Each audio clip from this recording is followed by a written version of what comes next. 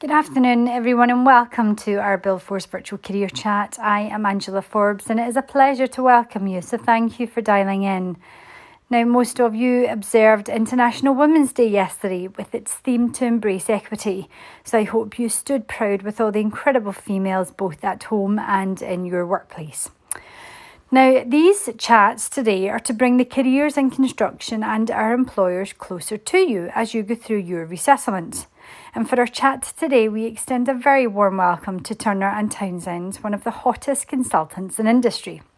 They advise all over the world. People are using buildings, infrastructure and assets that we help to deliver. So to discuss why Turner and Townsend should be your employer of choice, I welcome our speakers today, including veteran Sebastian Cannon's Northwest Defence Sector Lead. We'll take questions at the end, so feel free to write any comments as we go. Without further ado, I'll hand over to Sebastian to introduce the rest of his team, and we will switch our cameras off. Sebastian. Okay, thank you very much. Hottest consultant around. I'll take that one. Brief overview of what we're going to cover, but I'll just use this to introduce the other speakers as well. So joined by me in the room is Ilyas over here. Ilyas Ibrahim, non-defense background, but works very closely with myself and Damien, also in the room, both of an ex-military background. You will also hear from John Roos, an ex-Royal Engineer. And then the other person on that list, who I've not mentioned yet, Ian Martin. Sorry, are you ex-Royal Lancers or? Yeah, ex-cavalry unit, but now doing recruiting for the defence sector and other sectors within TNT. So yeah, you've already probably had time to read the outline agenda there. I think we'll just press on.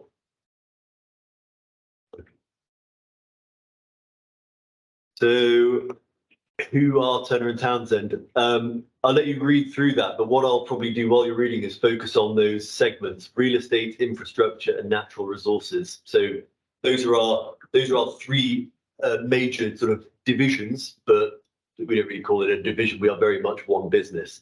With infrastructure, that's where the majority of us on this call are joining from, is working with sort of government and industry, other asset owners, investors, capital program stakeholders, to sort of help with their capital programs and indeed their through life programs as well.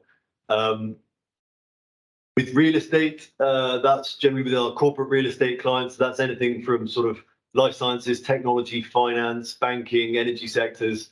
Again, managing their real estate portfolio and helping them to rationalize, manage through program portfolio management, cost management. I'll cover off on what our sort of service lines later on, so I won't touch on that too much. And then natural resources, not so relevant to the UK, but emerging. But this is to do with kind of our sort of natural resources in terms of rest of the world. So South Africa, Australia, more of the kind of like coastal regions. In terms of improving efficiencies, I suppose, and also the sustainable closure of mining enterprises, but indeed now with the emergence of more of a more sort of green energy production as well. That's really that really becomes part of the natural resources business as well. Next slide, please. So global highlights. First of all, you'll note this says 2020 to 21. Now our year doesn't finish until May, so everything we're going to be doing is, in terms of statistics and evidence, really through a lens of 2020 through 21. The biggest one to draw your eye to there is our annual growth. So it has been, around the 26% mark the last couple of years, and it will continue to be that. You can see that in terms of global number of people, 7,126. Again, that was as at end of 21, so that's due to be significantly bigger. Just pop on to the next slide, please. And then you'll see on the previous, and again here it's mentioned our global laydown as well. So people refer to us like they do to some other equivalents as the largest company you've never heard of. So you can see that huge global laydown there, and also probably worth pointing out this though, the kind of eye-watering opportunity there is for global mobility as well. Just yesterday we were on a military network call where there was a a shameless plug by our Canadian Defence League, asking people to go over to Canada to work in Halifax, to work in Victoria. They've got a real need for project and program professionals. And that's just Canada. The same is true across the world. Next slide, please. Okay, yeah, global highlights. You've already had your eye drawn to these in a couple of slides ago, but probably worth looking at where we were in 2019 versus end of 21. So yeah, that's all I wanted to bring that slide up for, just in terms of looking at that, that sort of sheer growth figures. Next slide, please. Okay, now we'll look at the UK in detail. Again, end of 21, 2,912 people. We're already on target to be, in the region of 4,000 by the end of this year. Okay, so you can see that 26% exceeding that 26% target headcount growth. Also there, I've just booted a cable in the floor and just lost the screen. You can see on the right there, broken down by our that should say segment net revenue. So on the left there is infrastructure, on the right is real estate, and like I say, that very small representation in natural resources on account of it being a UK centered slide. That would clearly be very different if we were looking at different parts of the world. But in the middle there, probably good to look at those in bold are our sort of main hub offices. And then you can probably look at the ones not in bold as the sort of spokes around those in the regions. But anyone that's interested, that gives you an idea of where you could possibly base yourself out of. And we can talk about flexibility and so on probably later on at the end of the questions. Next slide, please. Okay, this is our purpose, vision, and values. Now, you're going to get one of these from pretty much every company, and it's no different if you're serving members of the armed forces as well, that you will abide by and be guided by a set of values. So ours are love a challenge, stronger together, and bring out the best in everyone. Possibly quite vague, but I think their power is in their vagueness, quite frankly. You can sort of apply it to any kind of team size, any function, whatever you're doing, and also that purpose, transforming performance for a green, inclusive, and productive world. Now, some people will question the sort of ethics of applying that to a defence environment like the three of us in this room work to. However, that sustainability and inclusivity, it penetrates into every sort of line that we work in. For example, is it the work we're doing with Babcock in developing the nuclear defueling site down the south coast? That is getting rid of a pretty nasty substance in a controlled manner. Is it the assistance to the supply chain of BAE and SDA, where we're helping the endurance of the continuous at-sea deterrent to give us that de facto seat at the UN Security Council? Again, probably something that's helping international and national safety. So yeah, I think we have a good counter argument. However, I'm looking at defence only. A lot of what we do in sustainability advisory, real estate retrofit of social housing, that there is innumerable instances of where we can prove that we are living this purpose. Okay, just in terms of the vision of where we want to be leading the market in terms of major programs, portfolio management, commercial management, transition to net zero, digital solutions, I think I'll probably just touch on our service lines in the next slide. So just take a slide, please. Yeah, okay, so it's difficult in a situation like this to kind of realize how much time to apply to sort of each section. There's so much that we could cover. So I'm going to be quite brief on the service lines because it is so incredibly broad. So where our clients may have a fairly agnostic view on what we're bringing, whether it's project management office or cost management or project management, we see that as a fairly clearly delineated set of service lines within the business. What I would say is that Damien's going to talk at the end about the fact that we're doing a sort of military insight day, which some of you on this call may have seen on the 5th of April, and there's going to be subsequent events through BuildForce and CTP that Townsend will be attending. So if you want more advice on any of these, please come and talk to us there, where we would like to have a representative from each of these areas that can actually talk to you. But just briefly then, I'll take infrastructure as the example here. So, cost management, basically the control of our clients' costs and maximising their return on investment is probably the best way to sum that up. Project management, it's absolutely that kind of appreciation of time, cost, and quality through the project lifecycle, from concept right through to sort of handover and benefits, and the management of that, and we'll touch on PM I think a bit later.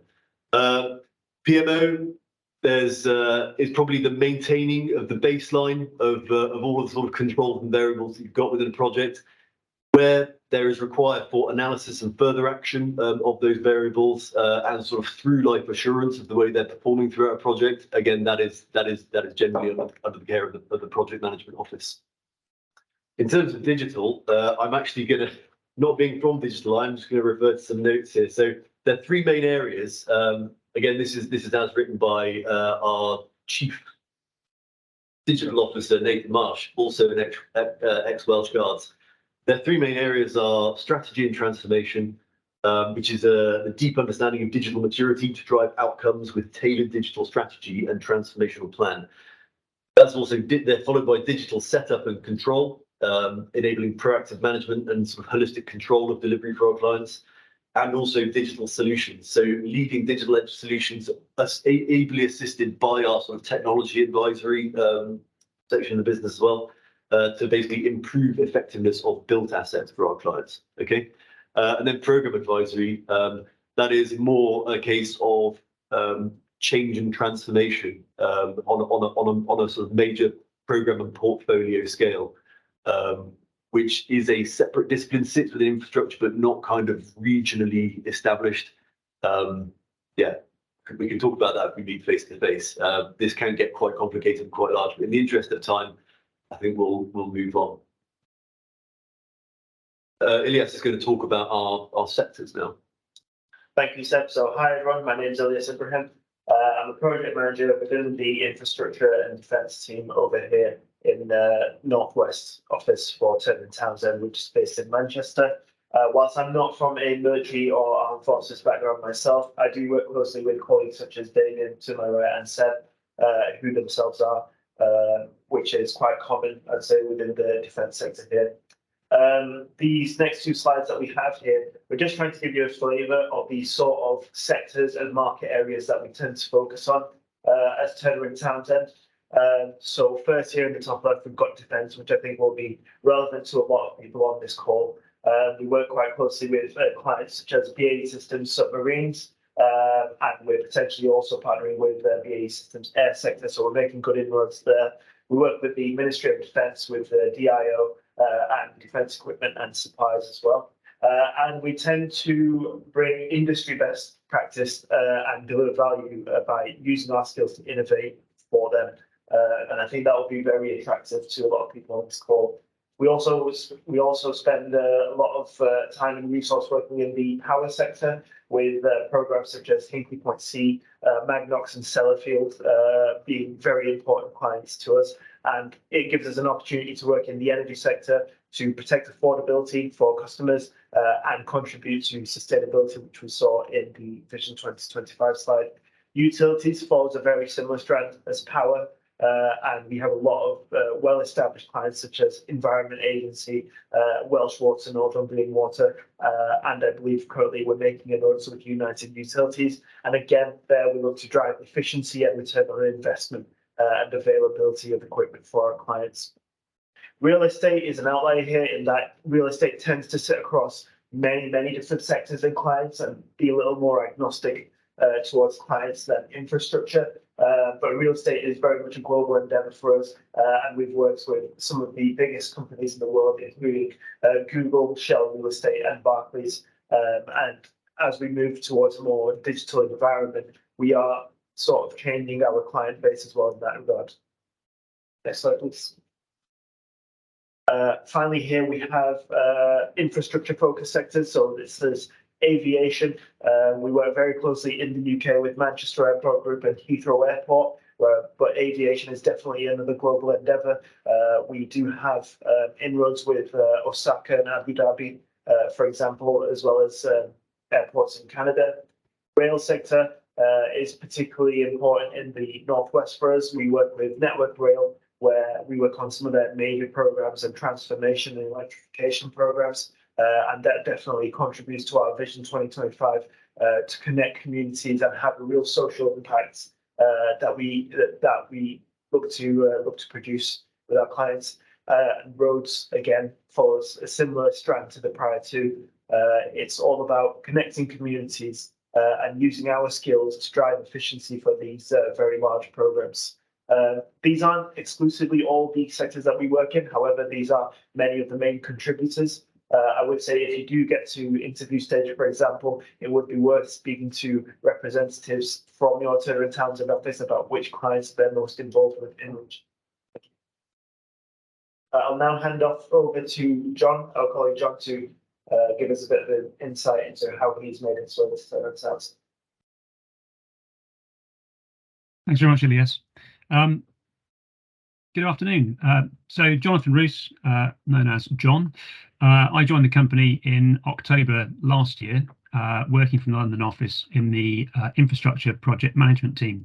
I'm currently working as a program manager in an RAF-led capability program with the commercial delivery partner framework, of which more later. So my military service, I had 25 years with the Royal Engineers. I'm not an engineering graduate, despite the Royal Engineer title. Did geography and archaeology. And in my service, broad spectrum of regimental duty, staff and op tours, and particular focus on training over a long period of time. So I decided to leave in 2018 from the Army headquarters, where I was working in the combat capability area in a very much a project and program environment. And really, this is just a quick sort of run through of the route I've taken to arrive at Turner and Townsend, which was not a sort of direct step out of the military, but through a number of other stepping stones along the way. So when I left, I used my resettlement grant to attend a course at Manchester Business School, which was the Advanced Management Achievement course, which was a great 3-week stock take, giving me sort of perspective time. And I would certainly recommend, if considering doing things like that, that you do that as soon as you've considered or decided to leave, because actually I find it really shaped my thinking as to what I wanted to go and do, and in particular towards project and program management, which, although I had plenty of practical experience of, I only had one industry recognised project management qualification. So as a result, in order to give myself a head start on that, I ended up self-funding the Association of Project Management qualification at the Career Transition Partnership in Aldershot. And there's nothing to focus your mind a bit more about what you want to do than discovering that actually you need to self-fund stuff as you're going through that. So I suppose the point to make here is that a lot of the project and program management qualifications are things that you can actually do while you're still serving, using the Defence Learning environment, your enhanced learning credits, or indeed your business areas actually sending you on courses, because Defence wants to upskill its people into commercially compliant training. So do really have a look at that and see if that's something that, if you want to pursue that route, it's something you can do before you leave. Also, where the opportunities exist for getting accreditation of previous experience, and I know I watch a lot of those come and go along my way, they're really worth doing as well, because anything you can do to evidence your experience when you leave is really helpful. And as a sort of broader observation around sort of qualifications, I've mentioned the APM PMQ course. Effectively, qualifications alone won't get you a job, but it will get you past initial sifts and get you in the room to have a conversation where you can then properly evidence your own experience and what would make you a good person for any particular business.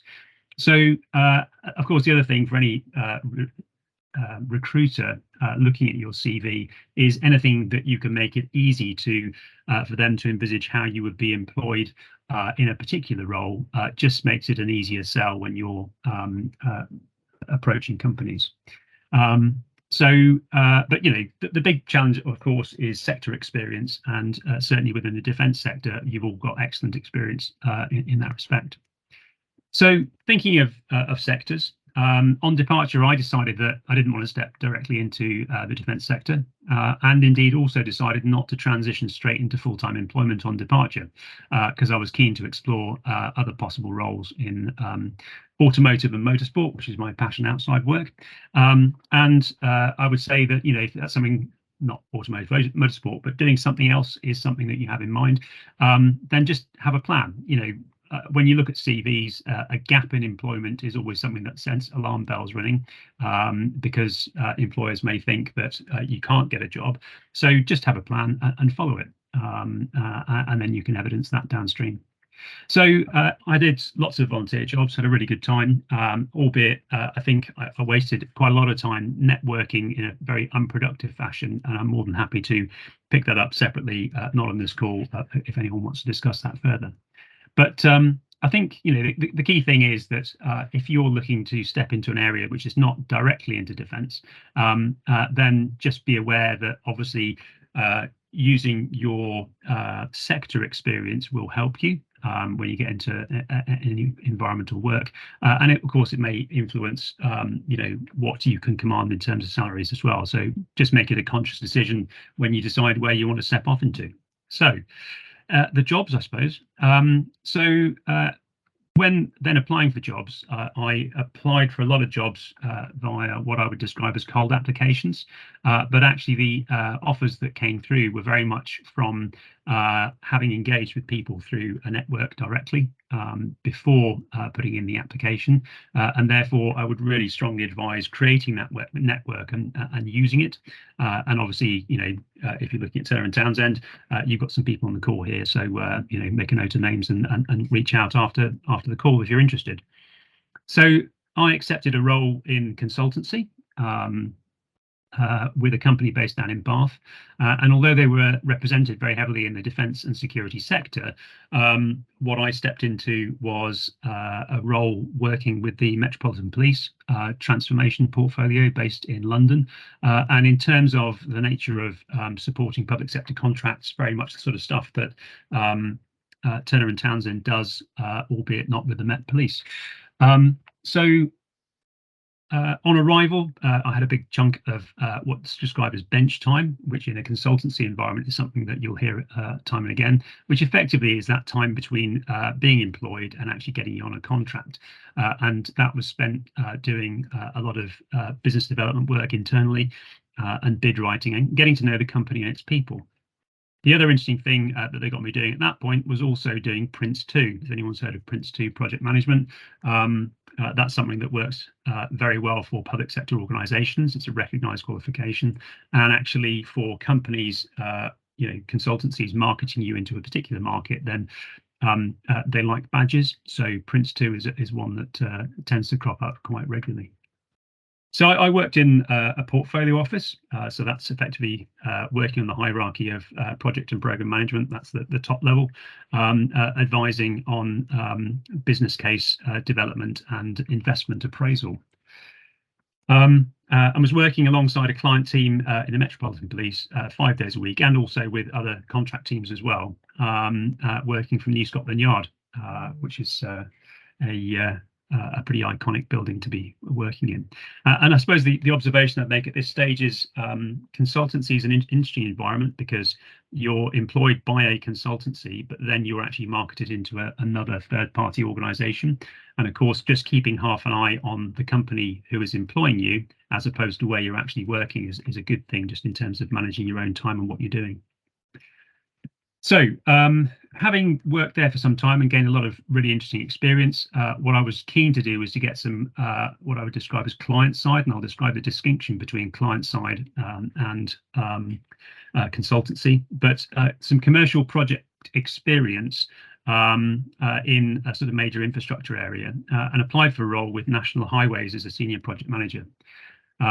Secured a role on a 12-month fixed-term contract, working with the Heathrow expansion scheme for so employed by National Highways but supporting Heathrow Airport on their third runway project. Sadly, that was probably a bad time to pick, as the project was made untenable by a change of the national airport strategy, and I discovered very quickly that, when the client pulls the funding for a project, then everything stops very quickly.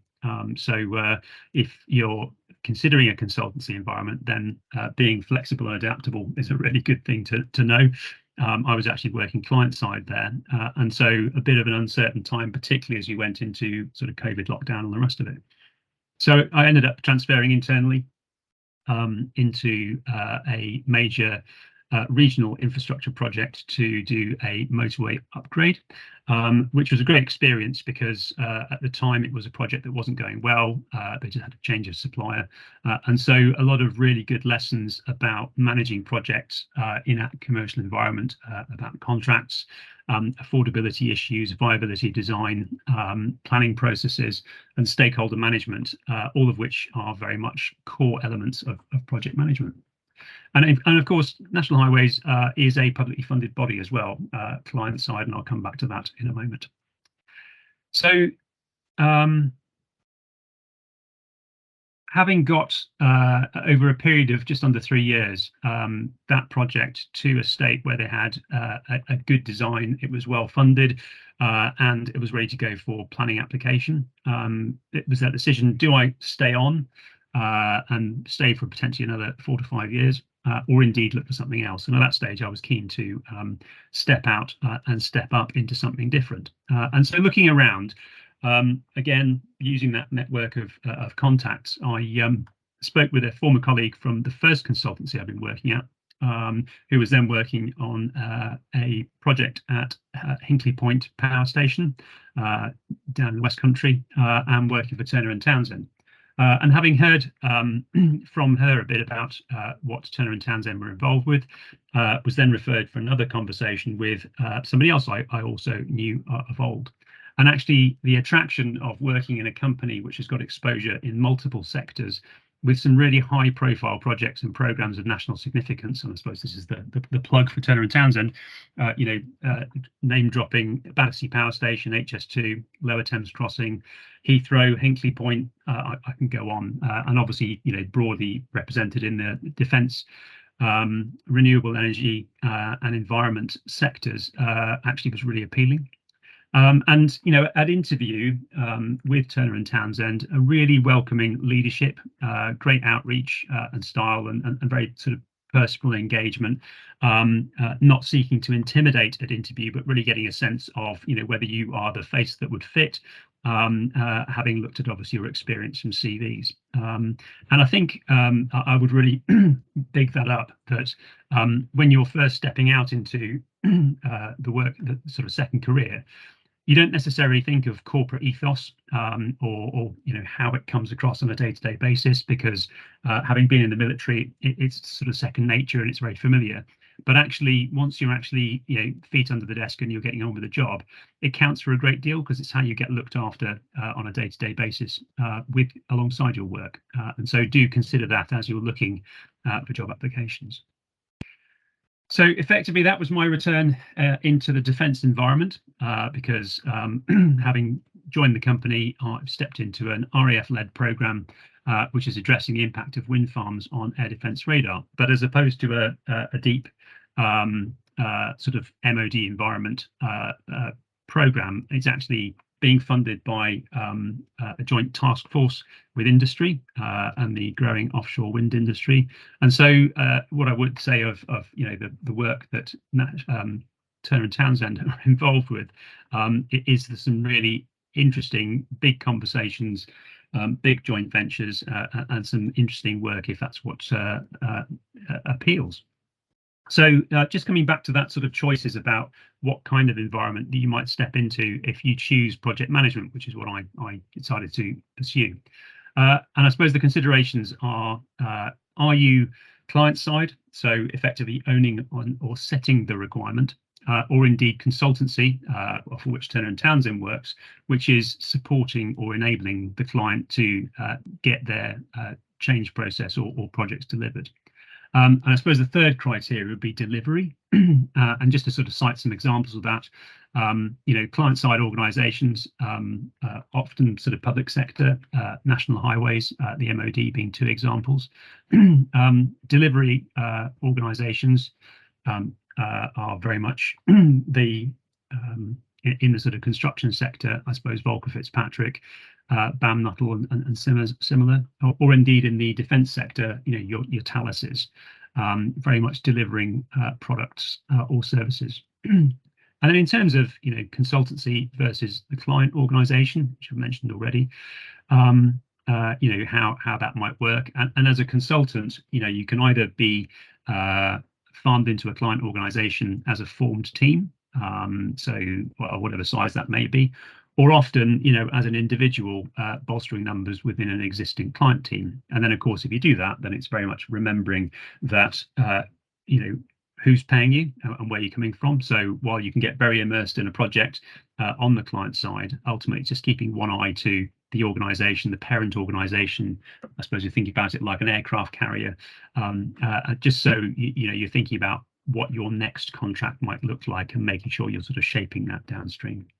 So that's me. I suppose just some minor observations in terms of general advice based on my journey, because certainly it hasn't been plain sailing all along. And as I said, I'm more than happy to pick up separate conversations, or indeed in the Q&A when we get there. But, you know, networking is absolutely key. And I'm sure you've heard it lots as you're considering stepping out from defence. But what I would say is never pay anyone for networking. I got down a rabbit hole with that, and the military network is a really good one, and there's some great people working in all sorts of organisations who are really keen to help you. So make sure you use that. Understand your motivators and red lines, things you're not prepared to compromise on when considering what you want to do, e.g. sort of location, relationships, commuting and so on. If you don't land in the sector you want, there are all sorts of ways you can pursue that outside work. And as I mentioned, I tested the waters with that when I first left, and found other great ways of doing that through volunteering or virtual engagement. And finally, before I sort of hand over, make a plan, but don't make it too rigidly. You obviously, you know what you know based on your experiences, but actually the perfect job for you may be one you've never come across as yet. So be prepared to be flexible. That's me. I'll hand over.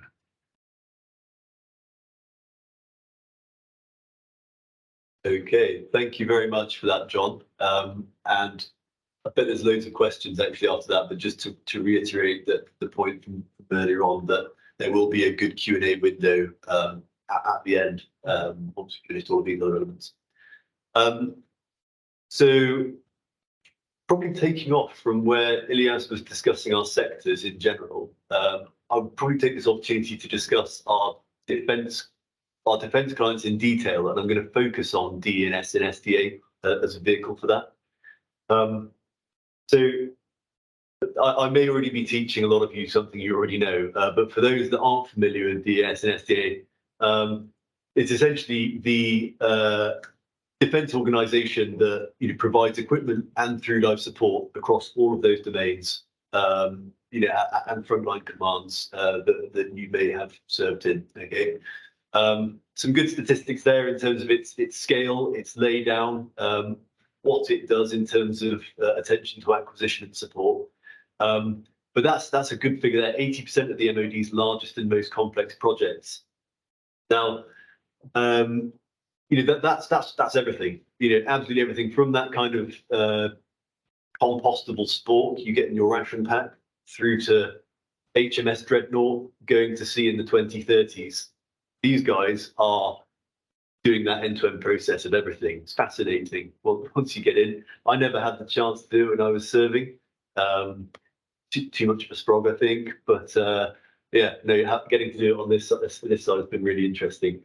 In terms of why it's good as well, why I'm gonna, in fact, I'll wait until the next slide to talk about that. But just at the bottom there, that's loosely that kind of flow diagram. You'll see the contracting and then the actual CASP, so the acquisition and support plans. Very much those sort of two-way streets in and out of D&S and SDA. Interestingly, those you'll note there's in terms of the suppliers are also other defence organisations. You'll see Defence Infrastructure Organisation there. You'll see Defence Science and Technology Laboratory, as well as industry. So BAE, Raytheon, Northern Diver, all the people that actually end up being on that kind of supplier network. Then sort of squeezed out the other side, and that CASP relationship between the frontline commands and the project organisations within DNS. So you are working continuously with requirements managers in uniform through to the sort of heads of function within DNS. It's a really interesting relationship and one that works really well. But yeah, let's go on to kind of talking about Equinox now. Again, whenever I interview people and I ask, what do you know about TNT, and especially if they're a defence applicant, generally speaking, people know what this is or know someone that has worked or does work within Equinox. So Equinox is a joint venture between ourselves and a number of other supply chain partners. We are one of the sort of chief elements of that membership, though, it's fair to say. And we form the program delivery partner. So that is a twofold approach to assisting DNS and SDA. There is mode 1 taskings, which is augmenting roles within project teams that are yet to be filled by full-time employees. But also there is a mode 2 delivery, which is a specific task. So what we would call a managed service, in kind of Turner and Townsend spiel. That's where you would have a team of Equinox people. That's the important distinction here, not Turner and Townsend, but Equinox resources delivering a specific task with a specific deliverable benefit or outcome. Okay, but that composition of that team could be entirely TNT. It could be TNT and any one of our other partners within that joint venture. Again, some good numbers at the top there. 11,000 people deployed over 1,700 roles in every domain. Okay, that's Equinox. Turner and Townsend itself is providing 205 of those people. And the demand, actually, in terms of, again, looking through a Northwest view, but David and Ilias actually run the sort of response to the demand for us as a region. So they've got a really good understanding of that as well.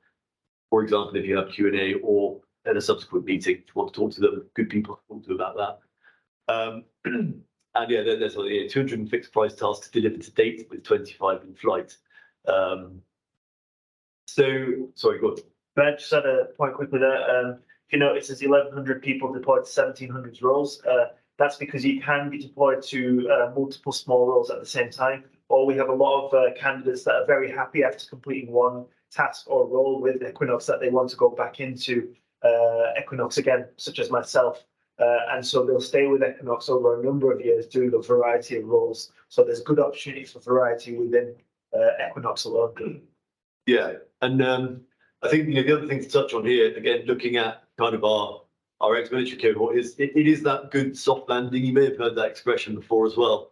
I'll let Damien talk about it himself, but it's been a perfect example of taking someone from a excellent forces background, potentially, and myself as well, not really speaking that kind of civilian corporate language of PM delivery, but you do have the MOD and wider defence sort of glossary of terms and lexicon at your disposal, and actually you've got the other kind of learned qualities of a project manager, but potentially not talking about those in those terms. Again, something we'll come on to later as a little comparison exercise.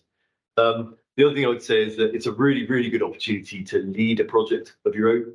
So whereas in another larger scale program or portfolio of works, highways or roads, for example, you may be fitting in as quite a niche project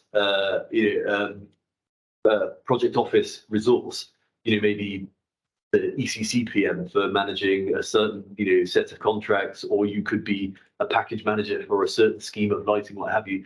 Whereas in this, and I can talk from my own experience, I learned so much, everything from engaging the market through to sort of producing invitation to tender, technical scoring, production of reporting in the DNS way of working. The learning curve was immense, but interesting. I think and it felt quite academic. So I would urge anyone who's interested in that sort of thing to have a think about it. And there you go, some case studies of successful delivery to name a few. Anyway, can we go on the slide?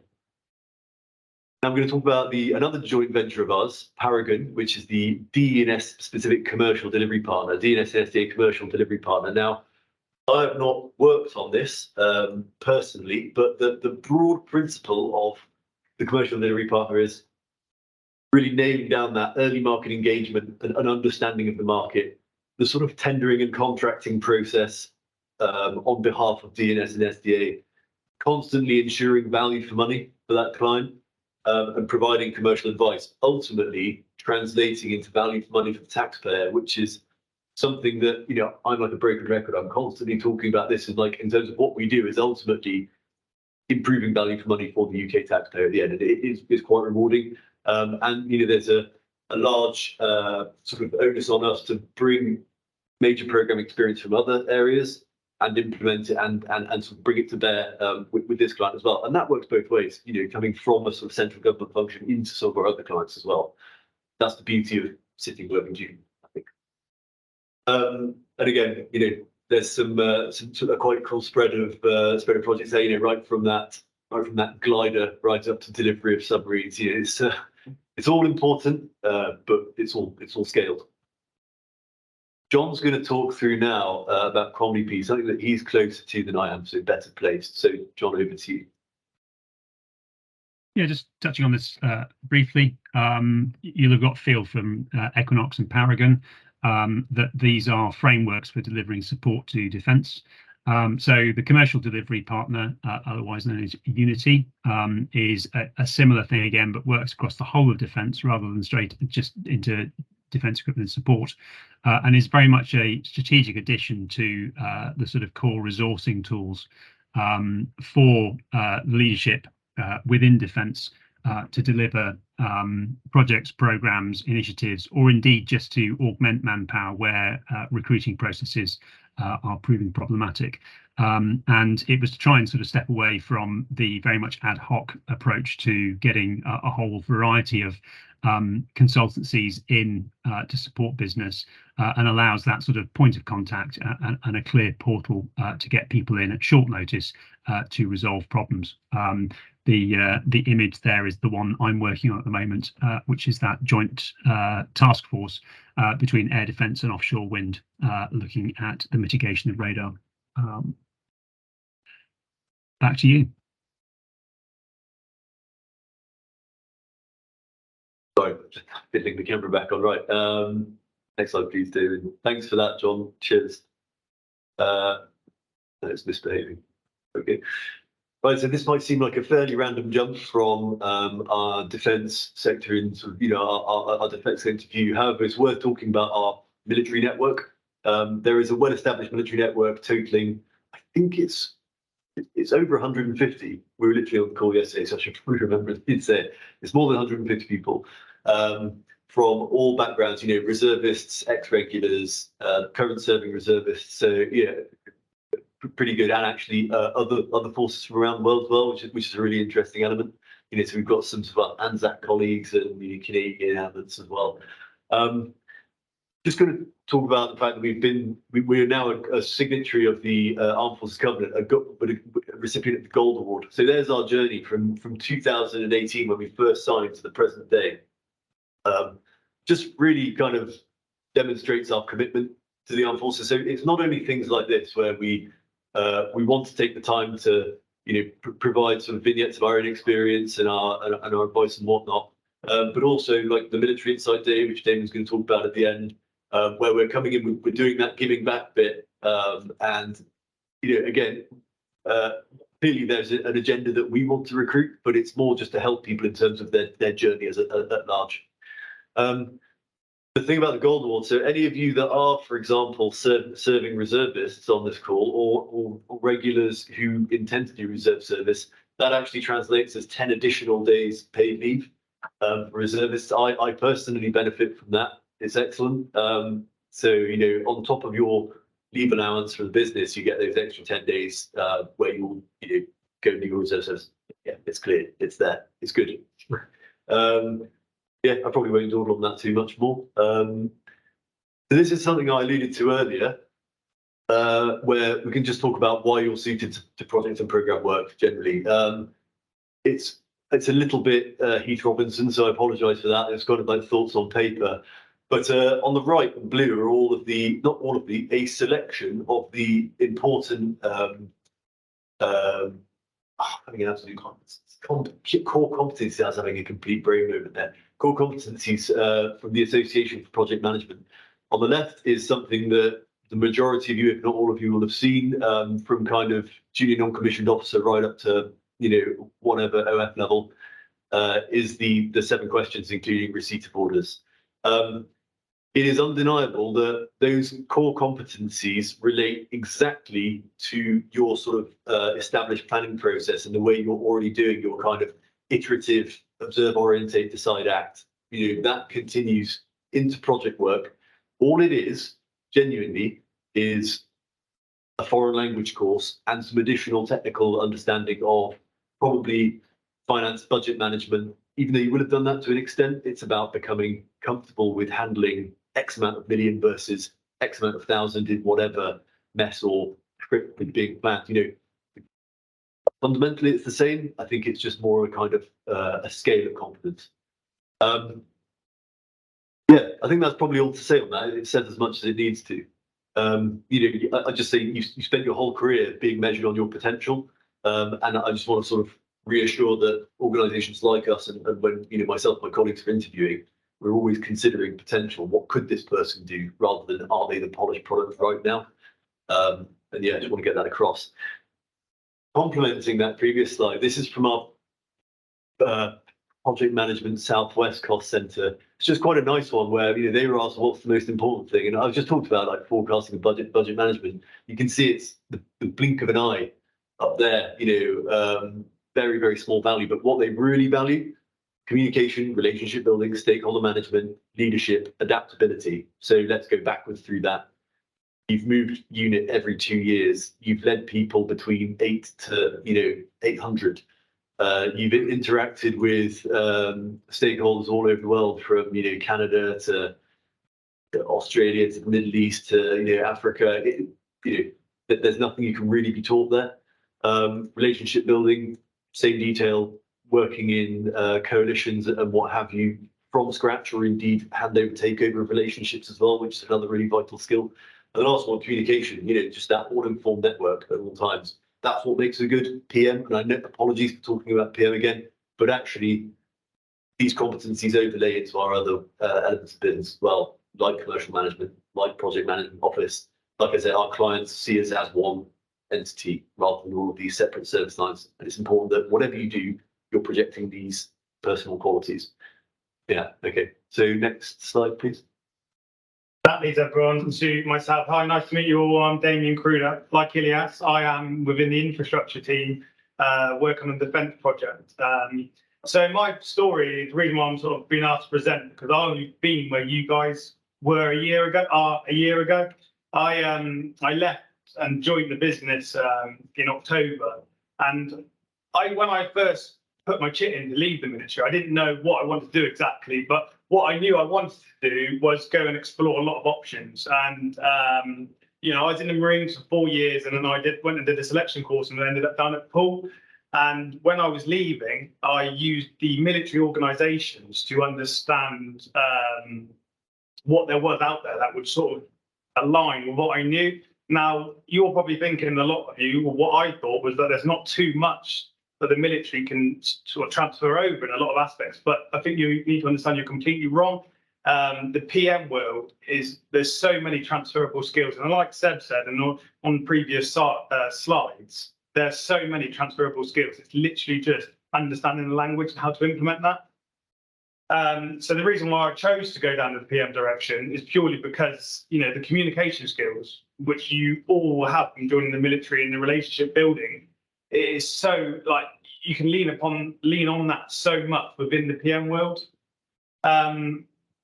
So understanding sort of the skills that I needed to transfer, I honed in on that using my learning credits, which you'll all have in some way, shape or form, to do a project management course, which is the APM PMQ. And as John touched on earlier, it will get you to the first interview, but that isn't necessarily going to get you the job. There's so many other skills. It's like driving. Learning how to pass your driving test isn't mean you necessarily know how to drive a car on the road in different situations. I know, sorry, that's probably a little bit strange, but it's just that's the way I thought about it when I came into the project management world. I understand I passed the course, but I didn't know exactly how to be a PM, and that comes with time on the job, and you learn through osmosis as well.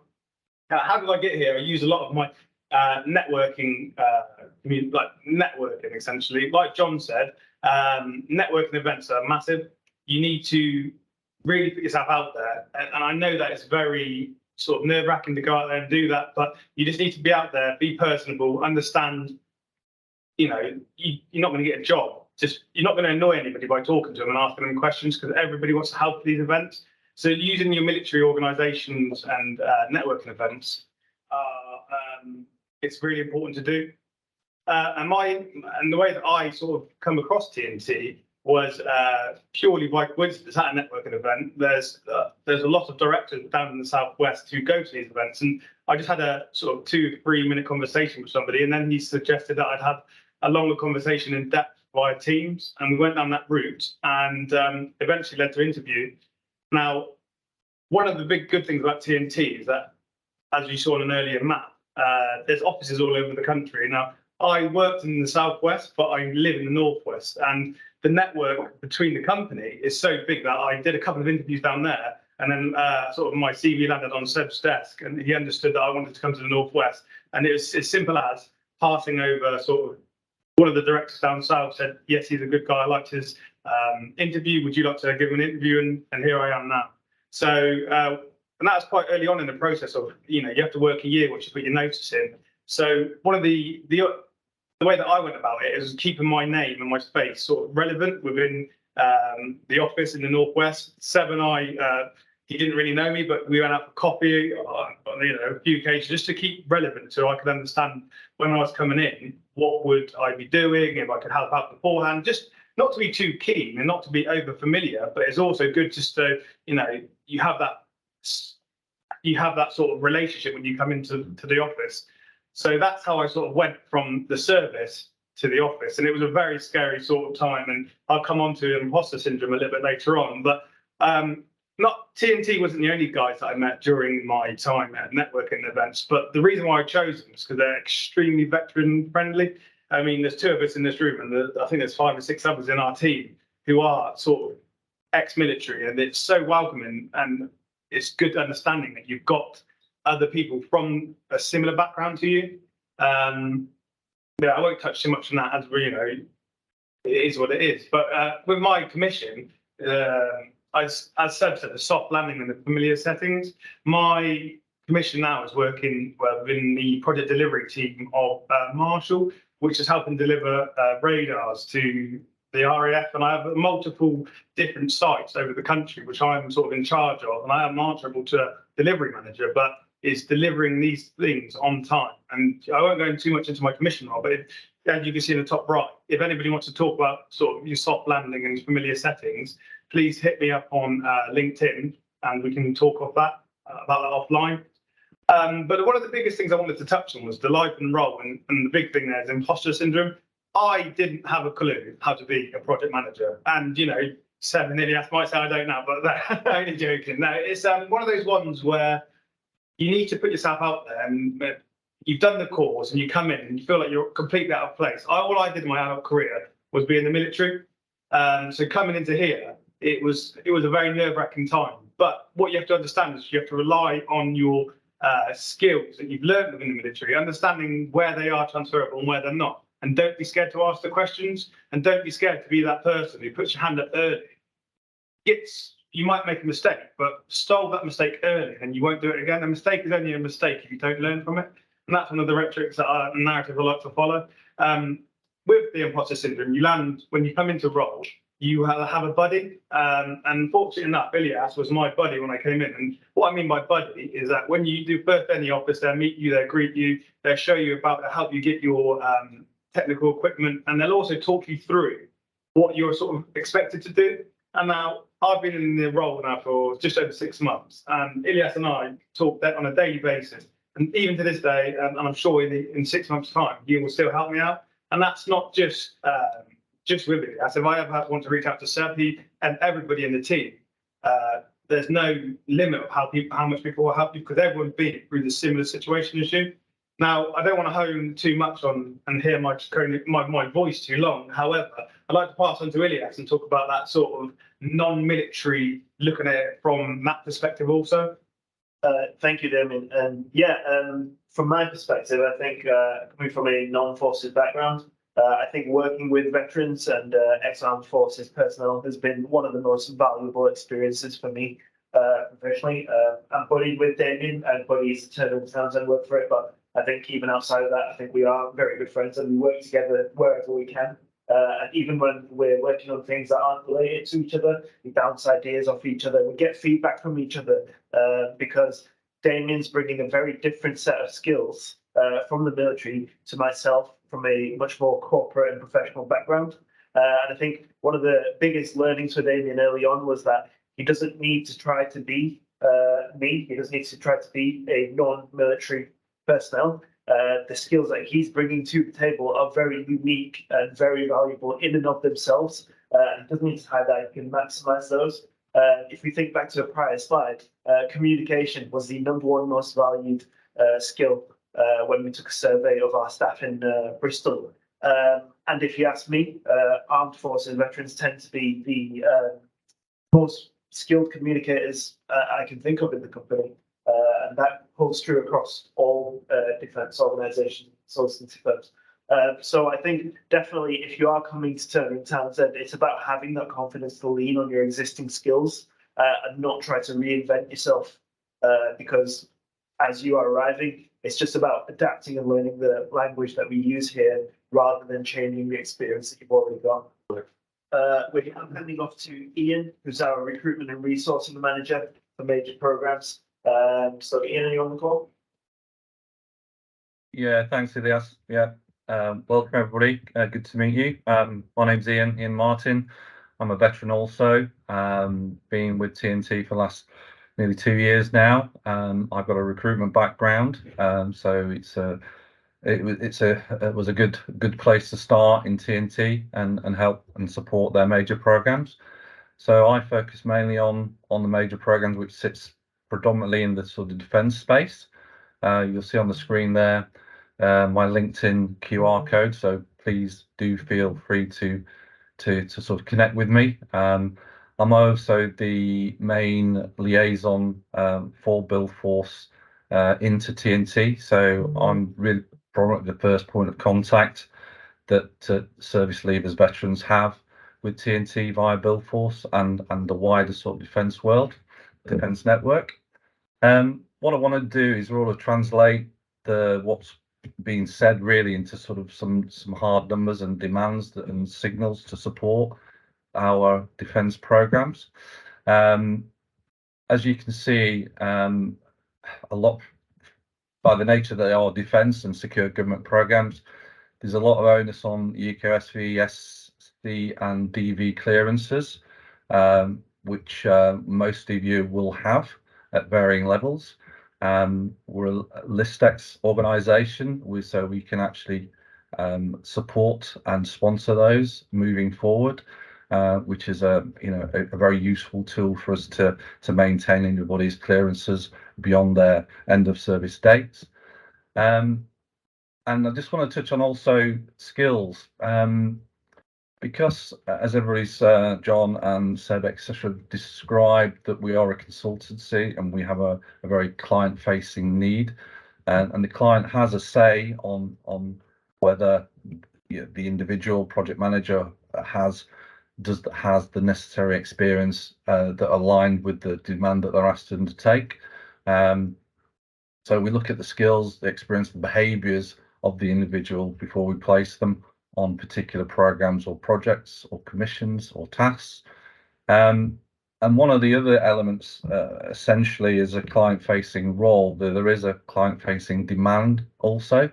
So there's a little bit of expectation of being there with the client in the office, visually and in person sometimes. We operate in a very hybrid way at the moment, and that will set to continue.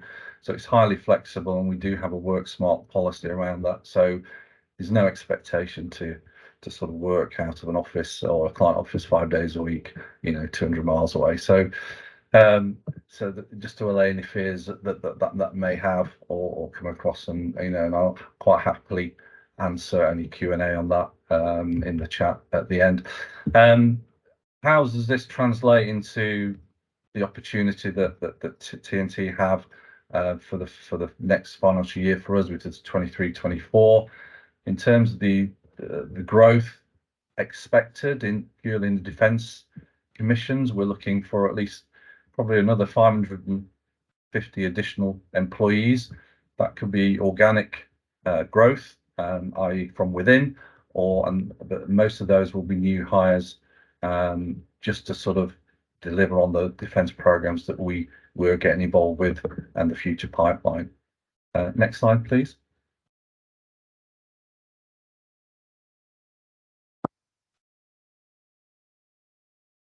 Here, I just wanted to give you a real sort of high-level view on the type of roles that we're recruiting for at the moment, and will continue to recruit.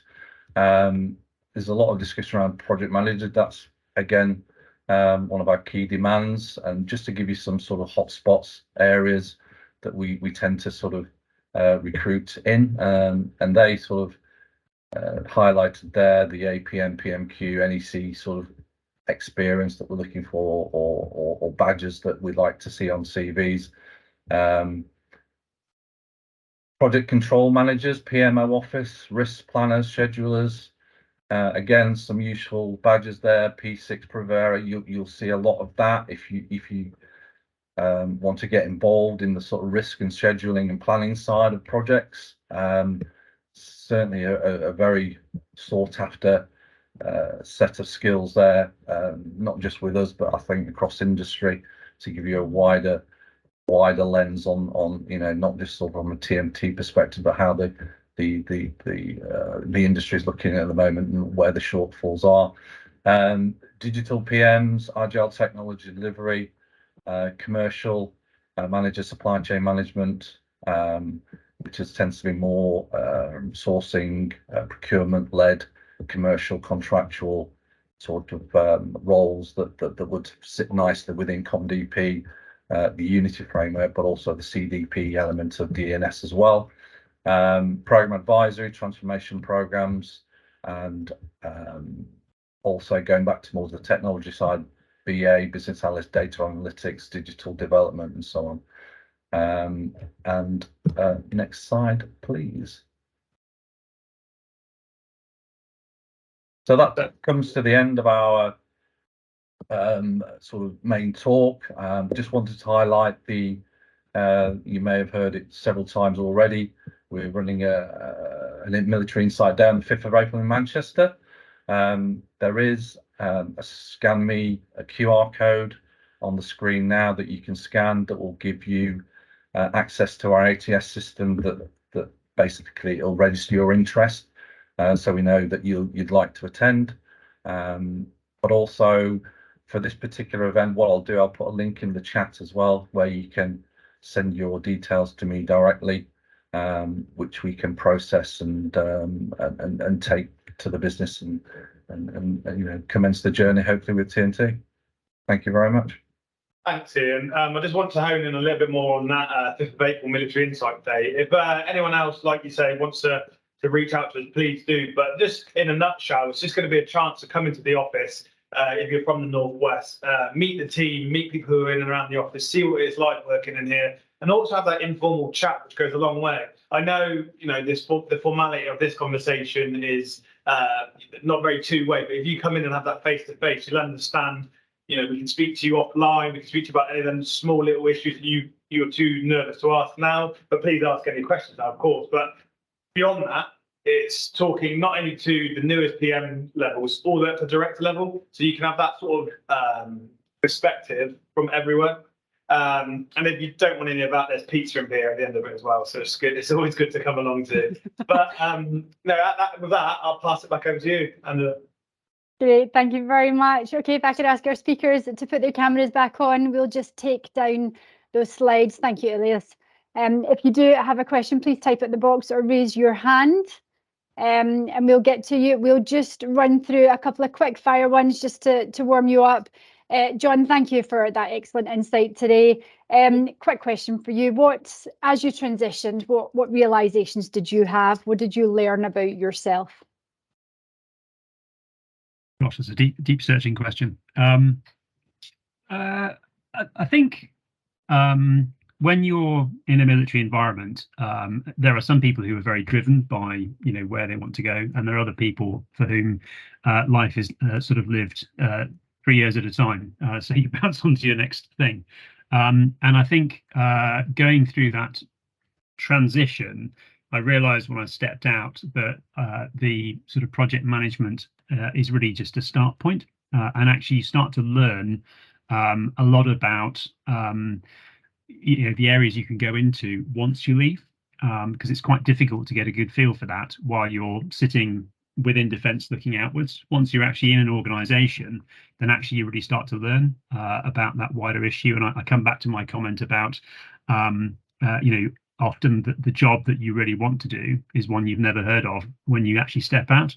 And I think that's been the thing for me is, both starting to shape myself into particular areas, but also discovering those other ways of actually pursuing your interests outside work, outside paid work, and balancing that out with, leave and time off, whether that's, time as a reservist, whether it's time doing volunteering, or indeed as what's now described as corporate social responsibility, which companies very much lean into now. They do. And do you think, especially for those with a long 20+ year military career, do you think transitioning into the defence sector is advisable? I think, Sebastian referred to it as a soft landing. There's a lot that will be familiar, and therefore it's a bit of less of a shock to the system. I think it depends on what your interests are and where you see yourself stepping off into, but certainly it's a good place to transition into. Okay, and you also said you spoke of the sectors, and we're often asked by our service leavers which sector they would be best suited to. Do you think that should be a key criteria at this point? You did say be flexible.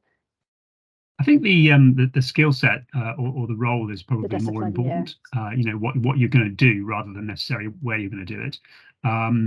Certainly I was very struck being in National Highways that whether you're in the sort of operational environment there or the sort of major projects as I was, that actually again a lot of that will feel really familiar coming from a defence environment because it's a public sector organisation.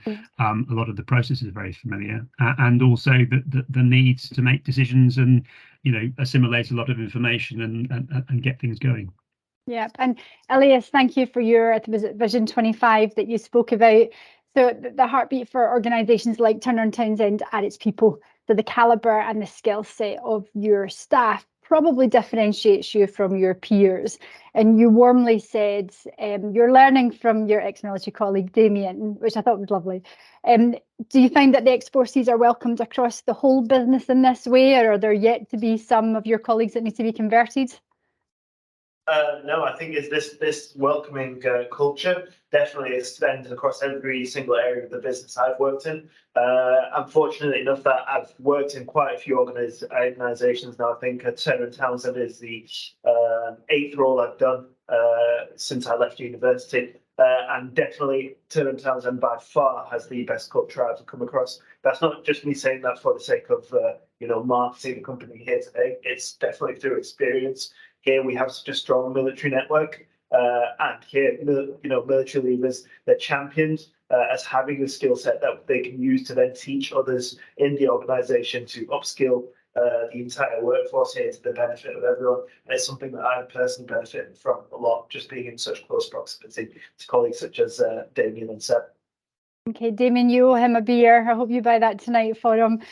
Just a question for you, Damien, actually. So can you tell us a bit about the variety of projects that you've worked on? Or do you get pigeonholed, or is there room to work on different types of projects? Okay, yeah, so that's a really nice question. It's good to start off with that. It's my first role, so it's my first role as a PM. And I chose to come and go into the military defence side of things. just as for that soft landing there, which we spoke about before. But there are so many different areas which you can go into, and contracts within defence are only sort of 6 to 12 months. So I have that opportunity now to choose at the end of my contract when it comes up in some later on this year to go into another sector. So to answer that question, yes, I was pigeonholed initially, but through me asking to be, and then beyond that, I'm doing a lot of extracurricular stuff where I'm helping out on other areas within the business. So it's not straight down the military stuff. When I have other capacity and more capacity to help out with other people with other projects, I am doing that. And that's from business cases and bidding, so all the way up to all the way to other things within the business. Yeah, I'd like to just add to that, if that's okay. For me personally, again, I'm based in defence. I work for the Ministry of Defence on Equinox in my daytime commission, but I spend many hours on top of that doing work outside of my sector. For example, I'm involved heavily with Sellafield in region, which is nuclear, and I work in business generation, which sits across all sectors to help us increase our profile with all of our clients. So I think definitely whatever you work on for your day-to-day commission isn't necessarily the only area that you'll be involved in, and there's massive scope that once you feel comfortable and settled in, you can choose which sector you align to as well. Okay, and just on that, Ian, it's almost as if you need to cut your teeth on a role initially, don't you? But like cream kind of talent rises. Are you finding that a lot? Yeah, absolutely. I mean, the variety of commissions that we have, lends itself to lots of different skill sets. So you can be a little bit choosing in some respects, and generally the commission lead or the manager or the cost center lead will really sort of steer the individual down the right path based on experience and knowledge of the client. So, there's a great deal of flexibility there. Okay, so for anybody that has got interviews coming up with Turner Townsend, it's having that trust that the recruitment team are guiding you. And then once on board, the flexibility and you're able to transition from there. Well, one of the common feedbacks I do get, which is very useful, is that articulating your military skills into sort of PM language and really getting that point across. A lot of rejections are based on the individuals having 25 years in the military, the assumption that the interviewer knows what you've done. So you really got to get hold of that and articulate it in the right way, so it gives that sort of warm, cuddly feeling that you know exactly what you're going to be talking about, particularly when you put in front of a client as well. So it's just getting that right. And do clients get a bit nervous with somebody coming from a military career and this is their first role in Civvy Street, or does that not deter the wider team at all?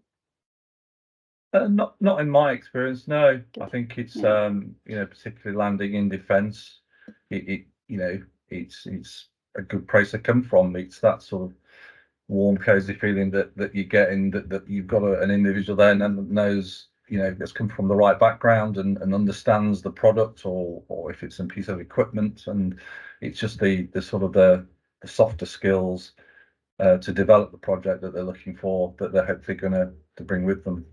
Okay, and again, with being ex-military yourself, Ian, you're mindful of a service leaver's rank and their pay, so you are looking to make that transition right over. Yeah, absolutely. We're not in the business of taking advantage of anything. It's the market rate, and we're very careful of that, and the military network police that within the business, so we're all on the same page. Okay, a few more questions have come up around the training piece. John, it was you that mentioned having Prince 2. There are several PM qualifications available. Which one would you recommend? Probably just to give the vast and most amount of options to them, because some of the PM calls can be quite specific, can't they? So I mentioned that Prince 2 is very much something favoured by the public sector.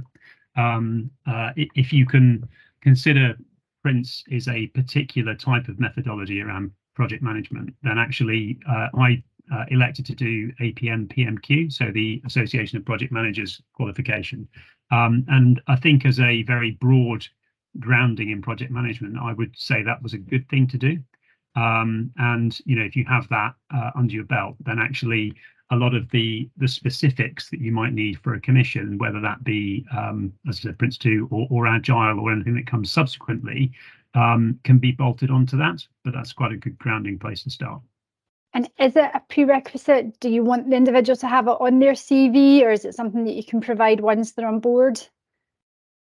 So there are people within the organisation who are, doing that, but it's, I suppose, translating your existing experience into something that's a recognisable qualification, both as you're going into interview, but also once you're in the company, that can then be marketed out to clients.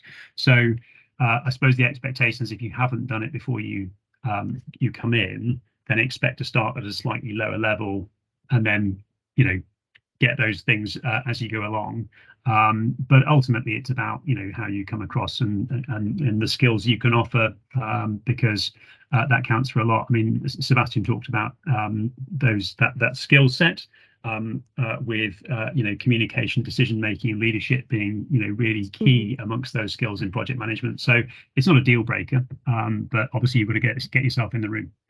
Okay, and we spoke of course, yeah. I saw one of the questions, someone talk about the junior rank. I was also a corporal within the military, so it doesn't matter what rank you are. There's different levels of experience, and within the courses within the military, i.e. like your juniors qualification or your seniors, you have that level of knowing how to speak to people and deliver it in that sense as well. So whether it's from the lowest level or the highest level, there's something that you can give to the business that they want.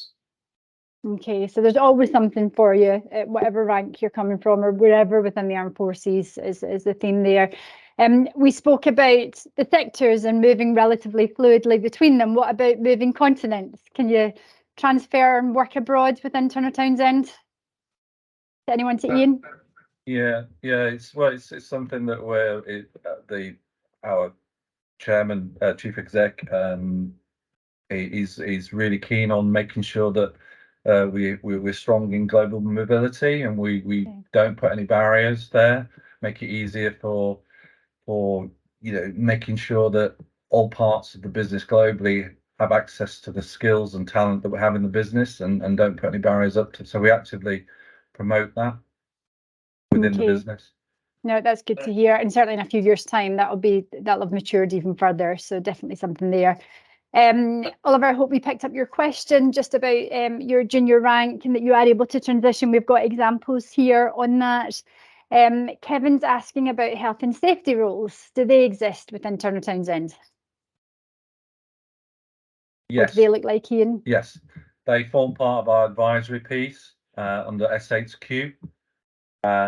So if you look at our careers page on our website, you'll get access to those. If you want to reach out to me directly, I can give you the name of the recruiter that focuses on that. So I'm quite happy to do that. Okay, perfect. Again, Elias has just reiterated just to contact any of the team if there are further questions. Mark, you've had a quick look online at available PM roles for TNT, and they all state a degree is ideally required. Is this the case? I mean, I don't have a degree, so going off the back of that, I think, as John quite rightly said, it's just having the qualifications, i.e. a course that is recognised to get you to the interview point. Once you get past that, it's all on an individual merit and how you present yourself and how you answer the questions and your understanding of what you're going in to do. Okay, so we don't think Damien sneaked in. We do think TNT are open to that. So yeah, I mean, if I could just add a bit more to that. Yeah, I mean, when you look across the roles that we're filling at the moment, we're putting people into organisations at lots of different levels, and particularly where you've got formed teams going in, there are functions within that for many different levels. And in the same way as within the existing military organisation you're in at the moment, you've got everyone from the sort of lowest level on the rung to the top. The same is true in business and within consultancy. When you look at the people who are really the powerhouse of a lot of the information that we have associated with the work we're doing, they sit within the project management organizations, doing a lot of that crunching work. And while that's probably not necessarily being a sort of data analyst or a scheduler or whatever, may not immediately, appeal. A lot of those are stepping stones into other roles, and a really good way of getting insight into, some of the major projects in the country. Okay, fantastic. And in terms of, so the candidates will be service leavers sitting watching this, so we'll get to what final piece of advice you would give them in a moment. But in terms of what this initial journey would look like for them, does it tend to be one interview? Is it 2 interviews that you tend to run? Are they done virtually? Are they in person? Just to give them a flavour for essentially what the future could look like. Ian, I'll ask you that first.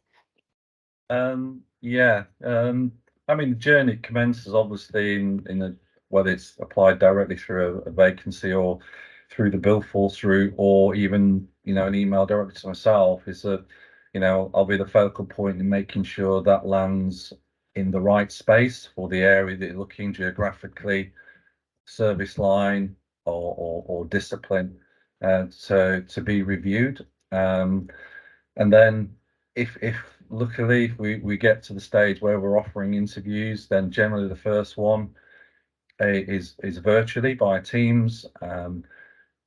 Sometimes it's not always easy to get face to face. That's the ideal scenario, but that tends to still not happen, even though the COVID rules have relaxed a little bit, or a lot. So generally it's a sort of 2-stage interviews. Technical initially, really sort of dive into your sort of technical understanding of PM, for example, and that's what I said. That's what I said earlier about articulating that your experience into the PM languages that they're hoping to hear, and that you'll be guided in that. And CVs are going to be on the whole reviewed by a veteran, so they'll understand that, be able to read your CV in the right way. Overall, the journey can be sometimes a long one, purely because, in my experience, not just with TNT, but overall, it's all about timing. There could be a big gap between today and when you actually leave the armed forces, and it's just making sure that connection remains for the time that you start looking again. And 2 or 3 months before your end service date, we can start really upping the ante and getting you through the door and having those conversations. Okay, and do you tend to interview candidates for specific roles that you've pre-allocated them to, or do you interview just talent and then try to place them within a business? Yeah, it's very much interview for talent and experience, and then making sure that they land in the right area, because we don't know what they're going to be doing in 3 months' time, what we're asked to undertake by our clients in 3 to 6 months' time. We have a general idea of a feel, but in terms of specific task orders that we get through demand and resource meeting that the client gives us, then it's only then that we really can give more specific answers around that. Okay, but there are kind of generic PM job descriptions, senior PM job descriptions, to give them a feel, just something to play to. 100%, yeah. Elias, Damien? We're seeing a lot of questions in the chat here. A lot of them as well could do with a much lengthier response. If this is something that you want to follow up with, or if you think that the question hasn't been sufficiently answered today, our names are in the chat, and we are all very easily to find on LinkedIn. Get in touch with any of us. We all speak to each other quite regularly, and we're in good contact with other people within the business, and we can have follow-up conversations. And just my final advice would be that use the warm welcome to your advantage. Turner & Townsend is much less of a it's a much more warm organization than similar companies that I've worked with previously. We will be willing to get you to the office, have a chat in person, and have it more of a conversation rather than an application. and a response, if that makes sense. So please do use that to your advantage. And David, I'll let you speak. I think one of my one point is just utilise your networking. So, even if that's just reaching out to us on LinkedIn and speaking, just having that little bit of a conversation and just gaining your confidence to put yourself out there. I think networking is invaluable when you want to go into the corporate world. Okay, thank you very much. Thank you very much. Thank you, guys. Cheers. Thank you. And final questions to Ian and to John. To anyone contemplating a career in the project management consultancy place or looking to T&T as that employer of choice, what final advice would you give them? I'll start with you, Ian. Other than we are great. Again, it's been said many times, the soft landing piece, we get it, we understand. We've got 161 veterans that now work for TNT. That's a 17% growth. Our biggest growth market is defence. It's going to be a huge service line for us in its own right. So there's lots happening, and it's a big drive for us. So, which is just going to yield tons of opportunity, and not just to stay in defence. It's again soft landing piece, but also use that experience that we'll gain in the project management space and move into more sort of wider civilian industry as such, as John did previously. Thanks, Ian. I think you're going to be everybody's best friend on LinkedIn in the next 10 minutes. And to you, John. I think just to say that project management is a really broad church, and the things I've done since leaving in 2018 are not necessarily things I would immediately have envisaged. While what I've done since October has been probably a little bit more what people would be familiar with in a defence environment. If I sort of throw my mind back to sort of the previous roles I've done, finding myself sitting in a church in Winchester with a group of local residents and a cup of tea, poring over plans for a motorway junction upgrade. That's very much the sort of the public face of what you do, and we've got people sitting in Lower Thames Crossing. Outside the sort of defence sector work, who are very much sort of involved in that kind of thing. So yeah, don't think it's all about spreadsheets and schedules. Actually, it's quite an interesting place to be, and there's a lot of variety. That's a great point. Thank you for that. Well, listen, thank you to Sebastian, Ilias, John, Damien and Ian for their incredible contribution today and for answering those questions. As you've heard, the transition from the Armed Forces to Turner Townsend has proven to be a successful and fruitful one for the veterans that you've heard today. Remember, you can meet the team in Manchester and learn more from their Insight Day on the 5th of April. You are not alone. BuildForce are here to help and support you as you go through your resettlement. So please get in touch and we can help you take this further. For some final insights, our next virtual chat, 20th of April with Vinci. On the 26th of April, we have our own Insight Day, so that will be in London, hosted by Mace. It's an opportunity for employers in the military community to meet Turner Townsend. We'll be there on the day, so come along and chat further with them. Contact our team just to register your attendance. So we do have the Easter break prior to those events. We will be working through that period, so we are here if you need us. So thank you for dialing in. Enjoy your afternoon, and thank you again to Turner Townsend for an excellent chat. Okay, take care, everyone. Thanks, Angela. Thank you. Yeah, thank you, Angela. Bye, everybody.